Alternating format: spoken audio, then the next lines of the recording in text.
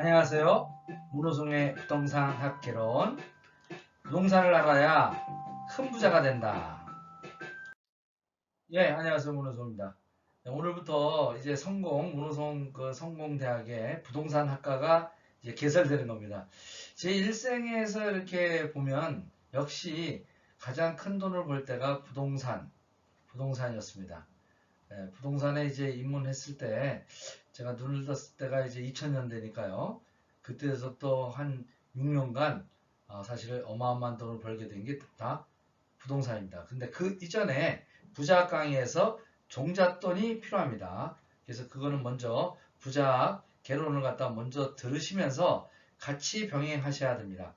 그래서 이 부동산 개론 뭐 이렇게 공인중개사라든지 그 다음에 기타 여러 대학에서도 이제 가르치는데 책을 사서 읽어보셔도 되는데 굳이 그럴 필요 없습니다. 제가 다 요약 정리해서 해드릴 테니까 차근차근히 한번 기초서부터 배워가시도록 하더라고요. 오늘은 그냥 전반적인 이런 어떤 흐름 이렇게 보도록 하겠습니다. 다들 아시겠지만 이렇게 EBS에서도 부동산학 개론을 이렇게 기초이론서부터 하는 것들 다 가르칩니다. 공인중개사뿐만 아니라 여러분들을 위해서요. 그리고요, 부자가 되는 어떤 부분에서 제가 이제 21년 전에 바로 이제 부자 아빠, 가난 아빠, 또 그 다음에 돈을 벌고 싶었어요. 전 삼성의 월급쟁이 다니는 것만으로는 미래에 불투명해서 큰 부자가 안 되겠다는 생각을 알고요. 틈틈이 공부하고 이런 책들을 했습니다. 나의 꿈, 10억 만들기. 그 당시 때 2000년도에 10억은 아주 큰 돈이었습니다. 그래서 그런 것들 참고하고요. 또 한국인의 이제 자수성가한 100명의 부자들 노하우들. 여기에서도 보면요. 한국의 부자들 대부분 물론 사업 비즈니스도 있지만요. 대부분 다 부동산 투자에서 큰 돈을 갖다가 미천이 마련됐고 그 돈으로 자본으로 해서 어떻게요? 사업체를 갖다 운영하면서 큰 부자가 됐다라는 겁니다. 자, 그리고 부동산 투자 입문서, 그 다음에 저는 부동산 투자가 처음이에요. 이런 책 한 권 읽고 함부로 투자하시면 안 됩니다. 투자 부동산의 흐름을 정확하게 이해하시는 것. 그래서 오늘은 첫 시간 그 흐름을 갖다가 좀 이해하는데 도움되는 것으로 하겠습니다.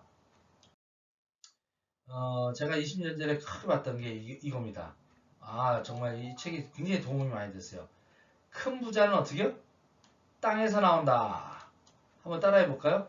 큰 부자는 땅에서 나온다. 이건 변함없는 진리 같아요.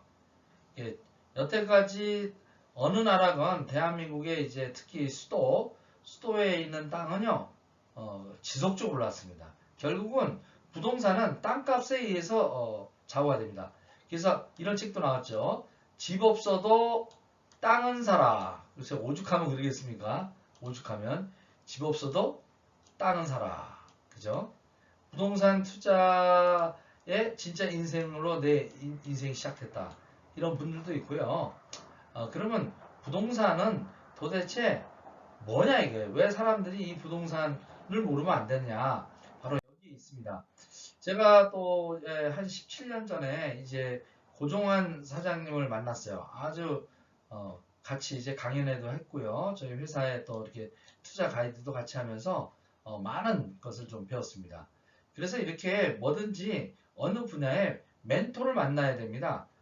전문가를 만나야 된다. 그 당시 때 제가 이제 17년 전에 약 20년 전에 이 고종환 사장님을 만나서 그때는 연구소 소장이죠. 그래서 투자도 과학이다. 그래서 이 책에 대한 어떤 부분들 지금 어디 갔죠? 아마 여기 있을 텐데 여기 있네요. 여기 있습니다. 이 책. 참 많은 것들을 배우는데 요걸 많이 참고를 해서 지금도 아주 활동을 하고 있고요. 이렇게 부동산 또 일본을 우리 주목해야 됩니다. 우리나라는 전 세계적으로 이제 어떻게 보면 일본하고 굉장히 패턴이 같이 갑니다. 그래서 이 부동산이 이제 일본에 대폭락했던 그 시나리오들을 따라서 우리나라도 폭락할 것이다라고 이제 계속 한 10년 전부터 주장을 했는데 결과는 또 그렇지 않습니다. 그래서 그 흐름과 이론에 대한 어떤 거는 그렇게 될 것 같은데 그 시기가 다가오는 거는 또 그렇지 않고요. 그렇기 때문에 이런 것들 잘 구분해서 오늘 정리해 드리도록 하겠습니다. 그래서 최근에 보면 또 아니 경기도 안 좋고 하는데 우리 고종환 소장이 또 나오셔서 또 이렇게 여기 계시네요. 자산관리제 연구소 원장이라고. 저금리 때문에 이 돈이 시중에 100조, 1000조 넘는 돈이 어디 갈 데가 없어요. 그래서 주식시장이라든지 이 부동산 시장 쪽으로 이게 돈이 흘러가다 보니까 이제 갭 투자라든지 이렇게 하면서 가격을 갖다 하는데 이 갭 투자 굉장히 위험한 겁니다. 이게 한번 잘못 걸리면요, 뭐 10채 가지고 있다가 한 채도 못 건지고 아주 쫄딱 빚더미에 앉게 되는 겁니다. 예를 들어서 이겁니다. 지금 갭 투자 하게 되면 내가 1억 원짜리를 8,500만 원에 전세 끼고 사는 거죠. 예, 1,500만 원 가지고 또 아니면 어떻게요? 내가 8,500만 원 대출 받아서 1,500만 원 가지고 이제 사는 겁니다. 이게 한때 최근 한 4, 5년 동안 굉장히 유행했는데 그래서 이 코로나 사태나 앞으로 이런 어떤 경기 변동, 금융위기와 같은 IMF와 같은 거 올 때 이렇게 했던 사람들은 아주 골로 갑니다. 그래서 이런 걸 잘 이해를 하셔야 돼요. 그리고 또 이렇게 있겠네요. 2019년도서부터는 부동산 시장은 우리 고종환 자산관리 원장님께서 하락요인이 상승보다 많다. 그러면 이게 떨어져야 되는데 또 그렇지 않아요. 이렇게 전문가가 얘기하는 것도 또 맞을 수도 있고 안 맞을 수도 있어요. 그래서 제가 이제 오늘 큰 틀을 좀 말씀드리도록 하겠습니다. 자, 또 집을 살려면 또 언제 사는가? 2020년에 집값이 좀 하락할 거니까 이때 사는가? 전 반대입니다.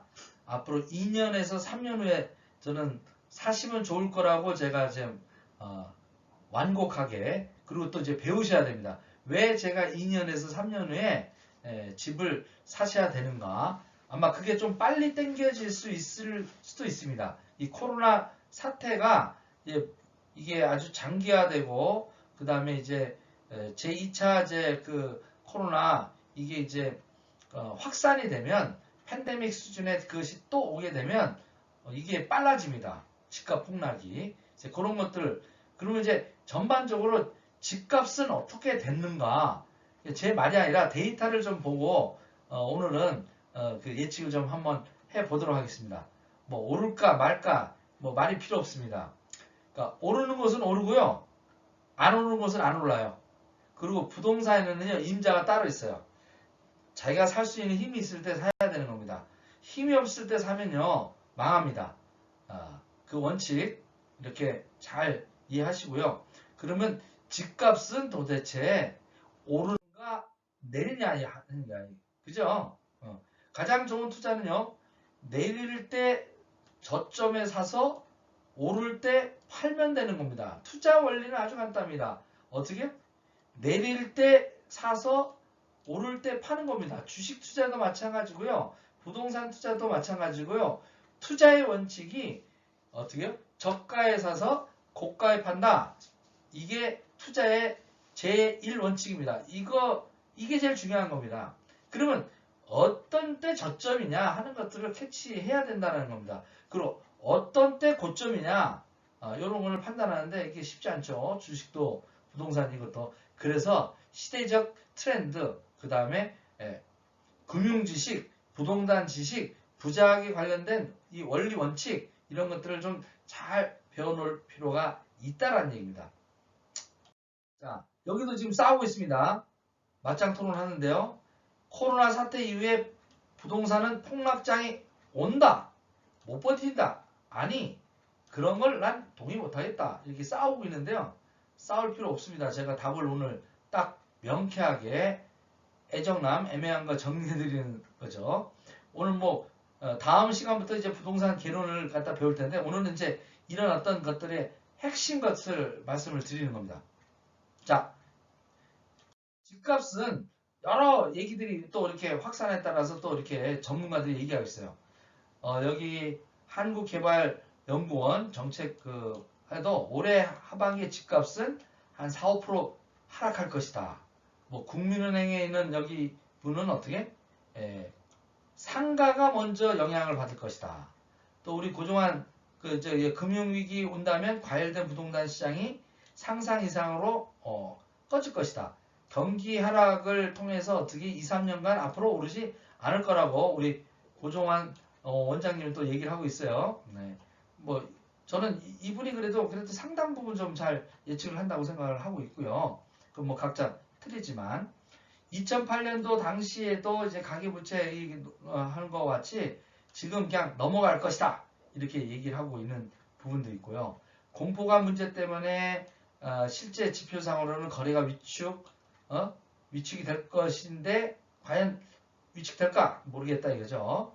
분양 일정으로 보면 2, 3년간 이제 공급이 감소될 상황이다. 이게 문제예요. 공급이 감소돼서 이제 아까 폭락장이 오더라도 이게 해소가 되면 반드시 반등해서 집값이 올라가는 부분들이 많더라는 얘기입니다. 여기에 또 심기현적이 건국대 교수님께서는 전시에 중요하는 상황이다. 분양가 상한제 양도세 뭐 이거 유지가 이게 연장을 해야 되지 이거 기냥했다가는 아주 큰일 난다. 이렇게 이제 경고하고 있는데요. 한번 그러면 이 사람들의 예측이 부분 정도는 맞습니다. 근데 저는 데이터를 좋아합니다. 뭐냐? 제프 베조스가 한 얘기가 있습니다. 나한테 믿음을 주려면 하나님을 모셔오지 못할 바에는 데이터를 나한테 가져와라 하는 얘기가 있습니다. 데이터입니다. 데이터. 그러면 집값의 데이터는 어떻게 흘렀는지 이제 큰 메가 트렌드를 한번 보도록 하겠습니다. 자, 94년도서부터요. 지금 현재까지 집값이 어떻게 됐어요? 계속 올랐습니다. 계속 올랐어요. 네. 그죠? 김영삼 정부부터 김대중 정부 와가지고 분양가 상한제 폐지하니까 올랐죠? 또 노무현 대통령 때는 분양 원가 공개 하는 거 반대해서 또 이렇게 또 올랐죠? 노무현 정부에서 분양가 원가 공개했죠? 그때 잠시 잡히는 것 같더니 어떻게요? 또 2012년도에 이거 공급 축소를 했죠? 그러다 보니까 결국은 이런 횡보를 걷다가 어떻게요? 문재인 정부에 와서 이렇게 폭등을 했죠? 네, 이런 겁니다. 그럼 또 다른 데이터 한번 볼까요? 특히 와가지고 문재인 대통령이 강남 뭐 집값 잡겠다고 했는데요. 어떻게요? 대책을 6.29, 8.2, 그 다음에 10월 24일 뭐서부터 뭐 온갖 그 부동산 정책을 내놓자마자 내놓고 나면 어떻게? 곧바로 반등입니다. 9.13까지 했는데도 어떻게 강경하게 했는데 결국은 또 오르고 있습니다. 이게 왜 그럴까요? 때려잡으면 안 올라야 되는데요. 그 몇 가지 이 부동산이 갖고 있는 속성은 다르다는 얘기입니다. 자, 그럼 해외는 어땠을까요? 주요 도시, 전 세계 주요 도시, 중국, 광저우, 상하이, 베이징, 샌프란시스코, LA, 뉴욕만 집값이 이렇게 횡보고요. 나머지는 다 상향입니다. 특히 광저우는 아주 폭등했습니다. 폭등. 광저우는 상하이 경제도시들은 폭등했습니다. 베이징도 폭등했습니다. LA도 폭등은 아니지만 그래도 상승했습니다. 뉴욕만 좀 이렇게 횡보해요. 자, 런던은 또 어떨까요? 영국은? 영국 전체는 횡보를 했습니다. 약간의 조금 오름세. 그런데 어떻게? 런던의 수도, 영국의 수도, 그리고 각 그 나라의 수도, 그 수도들은 어떻게? 여지없이 이렇게 급등했습니다. 이걸 우상향이라고 합니다. 우상향. 기억해 두세요. 우상향입니다. 집값은 그냥 우상향한다. 이렇게 생각하시면 돼요. 잠시 대책이 있을 때마다 횡보와 약간의 내리막 걷지만 메가 트렌드 전체적으로 보면 어떻게 10년, 20년 단위로 보면 우상향으로 폭등한다. 항상 올랐다. 이거 기억하십시오. 여러 얘기 책 필요 없습니다. 이게 증거입니다. 이걸 머릿속에 잘 두시고 제가 앞으로 하는 부동산, 개론 이거 철저히 공부하셔 보시도록 하자고요. 왜 이렇게 되는지. 그리고 결국은 그런 타이밍에 집을 내놓거나 수도권에 있는 집, 특히 강남이나 그 다음에 이렇게 핵심 요지에 있는 집을 팔거나 이렇게 했던 사람은요, 외곽으로 다 밀려났고 지금 영국 청년들이 그런 시세, 아무리 돈을 많이 벌어도 집을 살 수 없는 그런 결과를 맞이했다는 거. 오늘 부동산 학과 개학을 했잖아요. 그래서 제가 큰 트렌드로만 이렇게 말씀드렸고, 이제 다음부터는 하나하나 기초서부터 제가 20년간 배워왔던 것들을 여러분한테 노하우를 공개를 하겠습니다. 모두 부자 되시기 바라겠습니다.